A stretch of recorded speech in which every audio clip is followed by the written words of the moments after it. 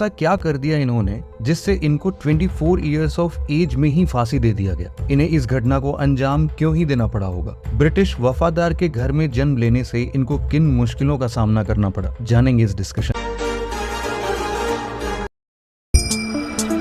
मदन लाल ढींगरा एक Indian revolutionary हैं जिनको की ब्रिटिश ऑफिशियल कर्जन विली को मारने के जुर्म में 17 अगस्त 1909 में महज 24 साल की उम्र में फांसी की सजा सुना दी गई। मदन लाल ढींगरा का जन्म 18 सितंबर 1883 में एक समृद्ध परिवार में हुआ था। इनके पिता doctor Dittamal Dhingra chief medical officer थे अमृतसर के, और सबसे बड़ी बात यह है कि ये बहुत बड़े ब्रिटिश वफादार भी थे उस टाइम पे। अपना स्कूल अमृतसर से कंप्लीट करने के बाद 1904 में ढींगरा को लाहौर भेज दिया गया अपनी मास्टर डिग्री कंप्लीट करने के लिए, और ये लाहौर ही है जहाँ पर उस टाइम बहुत तेजी से नेशनलिस्टिक मूवमेंट बढ़ रहा था, और वहीं से इनको भी पैट्रियोटिज्म की भावना जागी। इनके पास पहले से ही एक इनेट सेंस ऑफ जस्टिस हुआ करता था, और ये इंडिया में उस टाइम की गरीबी से बहुत ज्यादा वाकिफ थे और बहुत ज्यादा दुखी भी थे। इनका जन्म भले ही एक समृद्ध परिवार में हुआ था, लेकिन इनका नजरिया अपने देश के तरफ या फिर जो भी इनकी पैट्रियोटिज्म की भावना थी वो कहीं ना कहीं उस टाइम के देश के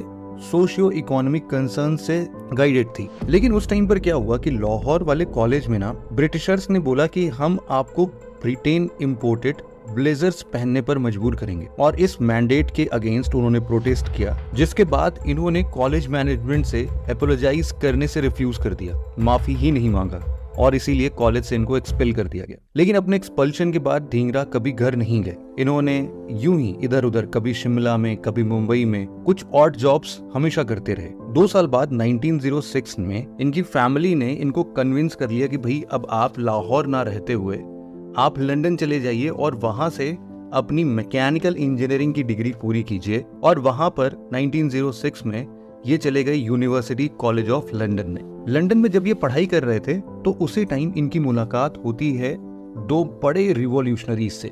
इनका नाम आप सब लोग जानते होंगे, वीडी सावरकर मतलब कि विनायक दामोदर सावरकर, और श्यामजी कृष्ण वर्मा से। ये लोग उस टाइम पर रिवॉल्यूशनरी सर्कल्स में उस सिटी में काफी एक्टिव थे, और इनके 1 साल पहले ही ये श्यामजी कृष्ण वर्मा ने इंडिया हाउस फाउंड किया था। इंडिया हाउस एक स्टूडेंट्स के लिए एकोमोडेशन का एक जरिया था जो कि नॉर्थ लंदन में रहते थे, और यही पूरा एक हब भी धीरे धीरे बन रहा था लंदन में रिवॉल्यूशनरी एक्टिविटीज का, इंडियन नेशनलिज्म को बढ़ाने का।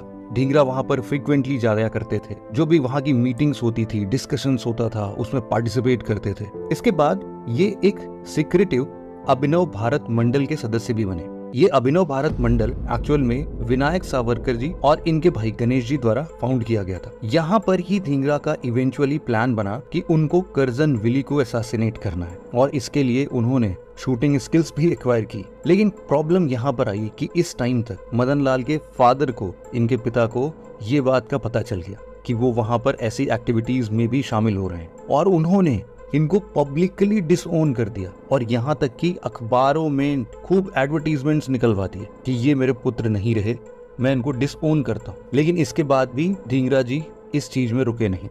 विलियम हट कर्जन विली, ये उस टाइम पर ब्रिटिश इंडियन ऑफिसर्स थे जिनको बाद में ब्रिटिश इंडियन गवर्नमेंट का पॉलिटिकल ऑफिशियल और इंटेलिजेंस ऑफिसर भी बना दिया गया था। जब इनका असैसिनेशन हुआ था उस टाइम पर ये ढींगरा और इनके कुछ फेलो रिवॉल्यूशनरीज के बारे में इंफॉर्मेशन कलेक्ट करने की कोशिश कर रहे थे। तो फिर 1 जुलाई 1909 में ढींगरा एक एनुअल फंक्शन अटेंड कर रहे थे इंडियन नेशनल एसोसिएशन के द्वारा। इस फंक्शन का नाम था एट होम, और ये ऑर्गेनाइज किया जा रहा था इंपीरियल इंस्टीट्यूट लंदन में। कर्जन विली भी इस टाइम पर यहाँ पर एक पॉलिटिकल सपोर्ट के तौर पर या फिर चीफ गेस्ट के तौर पर secretary of state for India को रिप्रेजेंट करने के लिए यहाँ पर अपने वाइफ के साथ इस फंक्शन में शामिल हुए थे। कर्जन विली जैसे ही फंक्शन से जा रहे थे उसी टाइम ढींगरा ने कर्जन को अपना निशाना बनाया और 5 गोलियों की गूंज के साथ उनको टारगेट बना दिया। 6वीं और 7वीं बुलेट गलती से कार वॉश लाल काका थे और एक पारसी डॉक्टर थे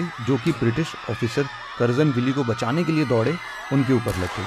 कर्जन विली और लाल काका तो उसी टाइम ऑन द स्पॉट मारे गए और इनको तुरंत ही अरेस्ट कर लिया गया और उनके ऊपर एक रैपिड ट्रायल स्टार्ट कर दिया गया। जब इनका ट्रायल चल रहा था तो ढींगरा ने अपने आप को खुले तौर पर रिप्रेजेंट किया और अपने इस पूरे किए का एक प्रॉपर जस्टिफिकेशन देते हुए ये बोला कि मैं ये सब कुछ देशभक्ति की भावना में कर रहा हूँ। क्या हो कि अगर अंग्रेजों के ऊपर अभी जर्मन्स वार करें और उनके देश को हथियाने की कोशिश करें, क्या अंग्रेज उनके खिलाफ लड़ने की कोशिश नहीं करेंगे? तो मेरे लिए ये कुछ भी अलग नहीं है इस एग्जाम्पल से। अगर इंग्लिश या ब्रिटिशर्स ऐसा कर सकते हैं तो मैं ब्रिटिशर्स के लिए ऐसा क्यों नहीं कर सकता हूँ? अपने फाइनल स्टेटमेंट्स के साथ ढींगरा को गिल्टी प्रोनाउंस किया गया और इनको 17 अगस्त 1909 में एग्जीक्यूट करने का आदेश दिया गया लंदन के पिंटो विली प्रिजन में।